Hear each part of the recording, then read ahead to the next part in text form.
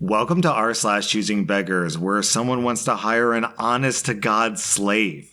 Seeking a live-in nanny for a 15-month-old baby. What we're offering is room and board in a comfortable, quiet home for a family of 3 in exchange for full-time childcare. The mother is very hands-on and involved with day-to-day childcare operations. Typical hours are Monday through Friday, 7 a.m. to 5:30 p.m., but you'll get off holidays and weekends. Our preferred qualifications are as follows. You must be CPR certified or knowledgeable or willing to be trained. You must have a personal vehicle. You must have previous childcare and nanny experience. You must be willing to clean, do laundry, and maintain household standards. You must be willing to follow a schedule and routine outlined by parents. You must be willing to assist with potty training. The following is our preferred personal standards. You must be quiet, no partying. You must know how to maintain a clean room and bathroom. No loud music, no guests. You must have an appropriate bedtime. You must be able to give a small report of the day each evening. So they want someone to come to their home and work for free. It's not even accurate to call this person a slave because at least a slave owner had to feed their slaves. Presumably, based on this post, the nanny would also be expected to pay for their own food. They also said the applicant had to have their own car, so presumably they'd be driving around town spending their own gas money. So this job is literally less profitable than being a slave. Hello, I'd like to commission you for a headshot. Okay, that'll be 100 pesos. Why is that so high? It's just a headshot. And it's not even real art because it's digital, lol, no offense. And then OP sends a Choosing Beggar a shocked emoji. What? Shocked because I told you the cold truth? No, it's not that. I'm just shocked that I've been chatting with an animal the whole time. How did you learn to speak the human language? And to be clear, 100 pesos is like $2. Dude, if you can't even afford a $2 headshot, then you can't afford the bus pass or the gas that would be required to get you to the job that would need the headshot in the first place. I've interviewed several people for this job opening this week, and all the interviews went great. There's so many talented people out there, but here's the problem. None of the candidates have sent up a follow-up email to thank us for the interview. Not one. That surprised me. These positions are very competitive, and I just think that as a hiring person, getting a simple thank you email might give you an edge. That is all.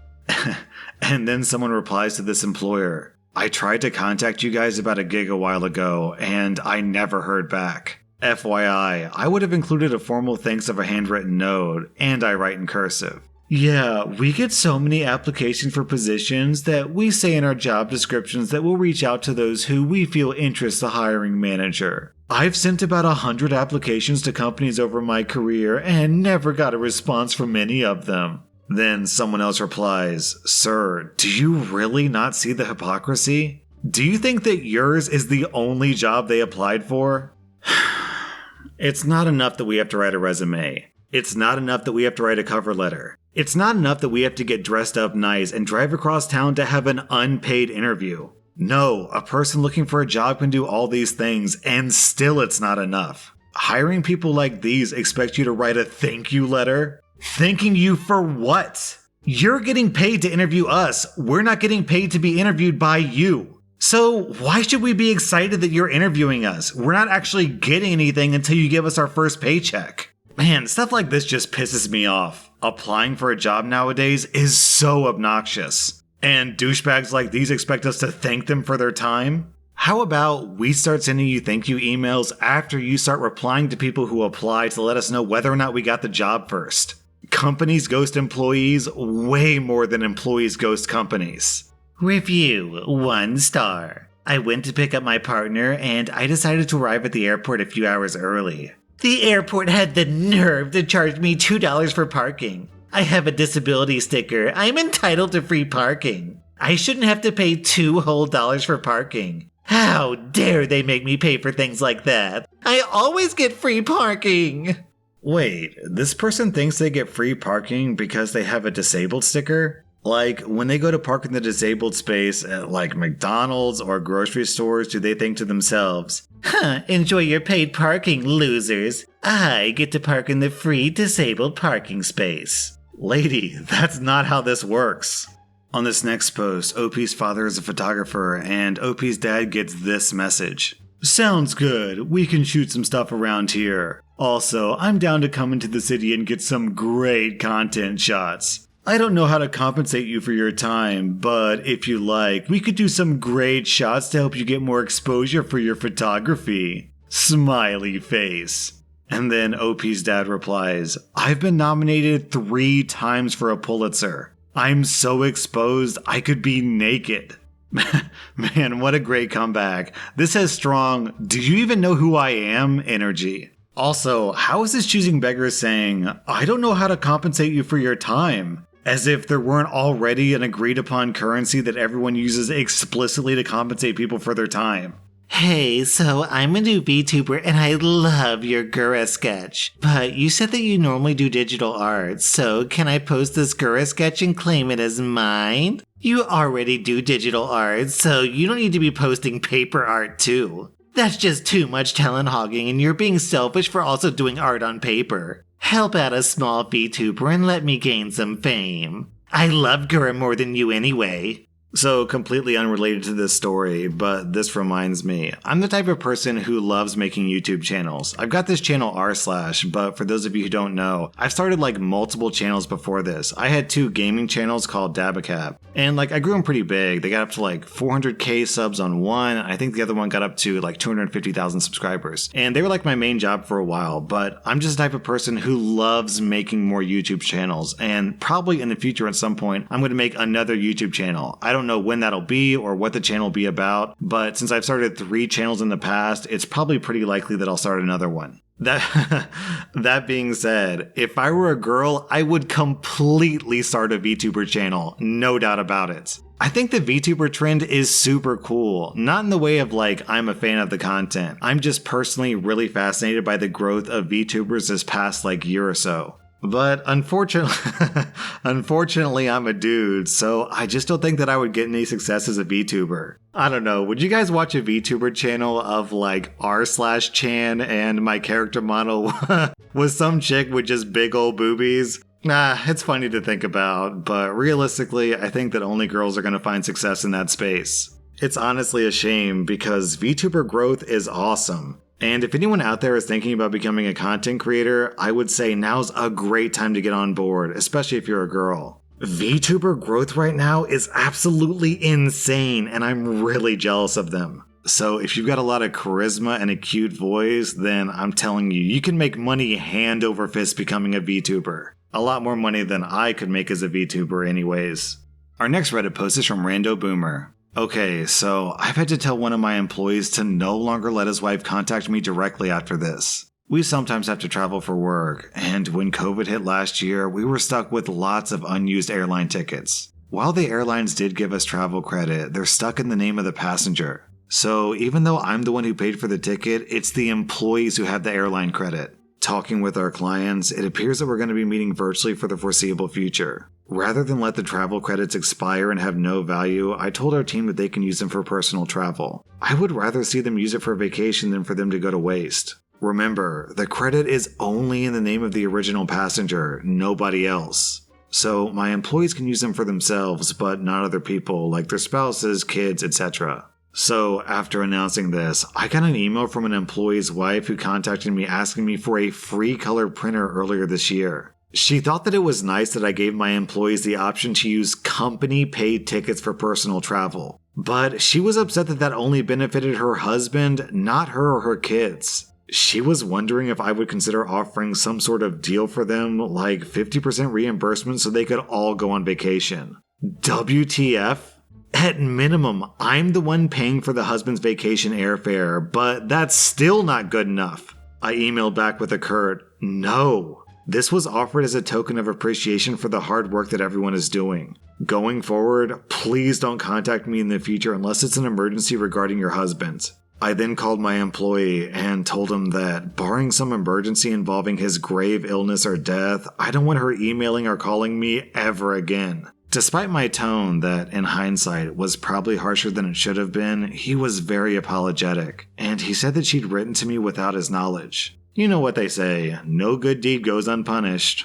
And OP mentioned a color printer story, so I went back into OP's comments and I found that story. My employees have been working remotely for about a year now, and like most businesses, we weren't as prepared as we could have been. I bought new laptops, docking stations, and 2 monitors for everyone last year. But one thing that I forgot was printers. Everyone said they already had a printer, so I said that I just reimbursed them for toner and ink. Problem solved. Well, not really. Some had inkjets, and those cartridges get expensive quickly. And when people had to scan and archive documents, people who didn't have a scanner would have to trek into the office to do it. It wasn't an impossible situation, just not a great one. And since work has picked up, it's become a growing headache. Last week, I decided that we're going to let our office lease expire and go full on remote for the rest of 2021. I don't think anyone wants to be trekking to my house to scan documents. Dan, an employee on our team, is really tech savvy. He has a good multifunction laser printer that does scanning and faxing.